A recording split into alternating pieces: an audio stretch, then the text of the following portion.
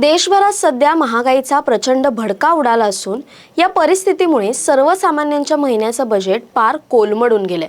जागतिक स्तरावरील राजकीय घडामोडी, आंतरराष्ट्रीय युद्ध परिस्थिती आणि त्याचा इंधनावर झालेला विपरीत परिणाम पाहता गेल्या काही महिन्यांत LPG सिलेंडरपासून ते पेट्रोल डिझेलच्या किमती कडाडल्या होत्या। आता ही महागाईची लाट थेट सामान्यांच्या स्वयंपाकघरापर्यंत पोहोचली। गेल्या काही आठवड्यात भाजीपाला, अन्नधान्य आणि साखरेच्या दराने झेप घेतली आहे। एका बाजूला श्रावण, गणपती, नवरात्र आणि दिवाळीसारखे मोठे भारतीय सण तोंडावर आले आहेत आणि दुसऱ्या बाजूला मात्र साखरेपासून ते खाद्यतेलांपर्यंतच्या भाववाढीने उत्सवप्रिय भारतीय नागरिक हिरमुसले झालेत। अशा वेळी साखरेच्या दरवाढीचा खरा फायदा नेमका कोणाला झाला आणि यामागे धोरणात्मक अपयश की व्यापाऱ्यांची साठेबाजी कारणीभूत आहे, या संपूर्ण प्रकरणाचं आपण विश्लेषण करण्याचा प्रयत्न करणार आहोत। नमस्कार, मी संचारी आकेरकर आणि आपण पाहताय टाइम महाराष्ट्र। देशांतर्गत साखरेचा कमी झालेला साठा, हंगामाच्या अखेरीस कमी उपलब्धता, सणासुदीच्या काळातील वाढती मागणी आणि आगामी हंगाम सुरू होण्यास असलेला वेळ, या सर्व कारणांमुळे ऑगस्टच्या सुरुवातीपासून साखरेच्या घाऊक दरात जवळपास 20% मोठी वाढ झाली। महाराष्ट्र आणि उत्तर प्रदेशातील कारखान्यांमध्ये साखरेचे दर 5,800 रुपयांवरून थेट 7,100 रुपये प्रति क्विंटल या उच्चांकावर पोहोचले। मात्र ही भाव वाढ तीव्र होताच केंद्र सरकारने साठेबाजी रोखण्यासाठी स्टॉक लिमिट कडक केली आणि 10 लाख टन साखर शुल्कमुक्त आयातीला मंजुरी दिली। या निर्णयानंतर अवघ्या 2च दिवसांत साखरेचे घाऊक दर क्विंटल मागे 900 रुपयांनी घसरून पुन्हा 6,000 रुपयांच्या आसपास आले। पण इथेच मोठा प्रश्न उपस्थित होतोय। घाऊक बाजारात दर क्विंटल मागे 900 रुपयांनी पडले तरीही किरकोळ बाजारात सामान्य ग्राहकांसाठी साखर आजही 65 ते 67 रुपये प्रति किलो दरानेच विकली जाते। त्यामुळे या कमी झालेल्या दरांचा फायदा मध्यमस्त, व्यापारी आणि साठेबाजांच्या खिशात गेला आहे का, असा सवाल आता उपस्थित केला जातोय। साखर महाग झाली असली तरी त्याचा कोणताही फायदा 5 कोटी ऊस उत्पादक शेतकऱ्यांपर्यंत पोहोचलेला नाही। त्यामुळे नफा व्यापाऱ्यांचा आणि तोटा शेतकऱ्यांचा अशीच परिस्थिती निर्माण झाल्याचा आरोप शेतकरी संघटनांकडून सातत्याने केला जातोय। भारतासारखा जगातील दुसऱ्या क्रमांकाचा साखर उत्पादक देश एकाच वर्षात साखरेच्या भीषण तुटवड्याला कसा सामोरा गेला, हा सर्वात मोठा कोड्याचा प्रश्न आहे। ऑक्टोबर 2025 ते सप्टेंबर 2026 या साखर हंगामाच्या सुरुवातीला सरकार आणि उद्योग जगताने साखरेच्या बंपर उत्पादनाचा दावा केला होता। इस्माने जुलै 2025 मध्ये 34.90 दशलक्ष टन साखरेचं उत्पादन होईल असा अंदाज वर्तवला होता, जो आदल्या वर्षापेक्षा 18.3% जास्त होता। या चित्रावर विश्वास ठेवून केंद्र सरकारने सुरुवातीला 15 लाख टन आणि नंतर 5 लाख टन अशा एकूण 20 लाख टन साखर निर्यातीला घाईघाईने परवानगी दिली। मात्र जसा हंगाम पुढे गेला तसा हा अंदाज सपशेल फसला।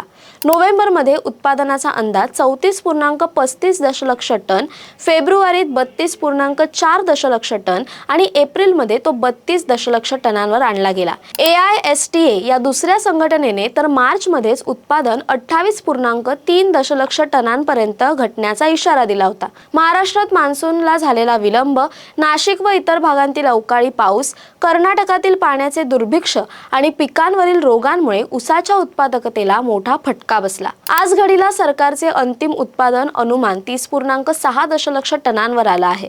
इथेनॉल आणि निर्यातीनंतर देशात केवळ 26.9 दशलक्ष टन साखर शिल्लक राहण्याचा अंदाज आहे, तर देशाची वार्षिक गरज 28.5 दशलक्ष टन इतकी आहे। म्हणजेच सुरुवातीच्या चुकीच्या अंदाजांवर आधारित घेतलेल्या धोरणात्मक निर्णयांचा आज संपूर्ण देशाला फटका बसतोय। दरवाढीवरून चौफेर टीका सुरू झाल्यानंतर केंद्र सरकारने बचावात्मक भूमिका घेत मे महिन्यात साखर निर्यातीवर पूर्ण बंदी घातली आणि 15 ऑक्टोबर पासून लवकर गाळप सुरू करण्याचे निर्देश दिले।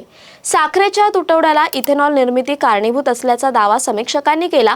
यावर सरकारने स्पष्टीकरण देताना म्हटलं की 2022-23 मध्ये 12% साखर इथेनॉलकडे वळवली जात होती, ती 2025-26 मध्ये 9%वर आणली आणि सध्या इथेनॉल निर्मितीसाठी मक्याचा अधिक वापर केला जातोय। परंतु तज्ज्ञांच्या मते 2022-23 मध्ये ऊसाचे 490 दशलक्ष टन इतके रेकॉर्ड ब्रेक उत्पादन झाले होते।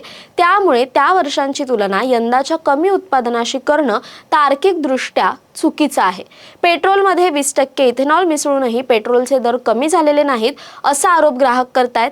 या संपूर्ण गोंधळामुळे राजकीय वातावरण तापलं असून अरविंद केजरीवाल, प्रकाश आंबेडकर आणि राजू शेट्टी यांसारख्या नेत्यांनी सरकारवर निशाणा साधलाय।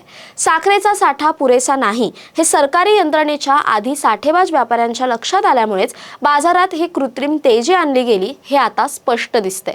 पण फक्त साखरच नाही तर स्वयंपाकघरातील इतर प्रत्येक वस्तूचे भाव गगनाला भिडलेत। नाशिकमधील मान्सूनचा विलंब आणि खरीप पिकांवर झालेल्या परिणामांमुळे कांद्यांचा सरासरी भाव हा 40.80 रुपये प्रति किलोवर पोहोचलाय।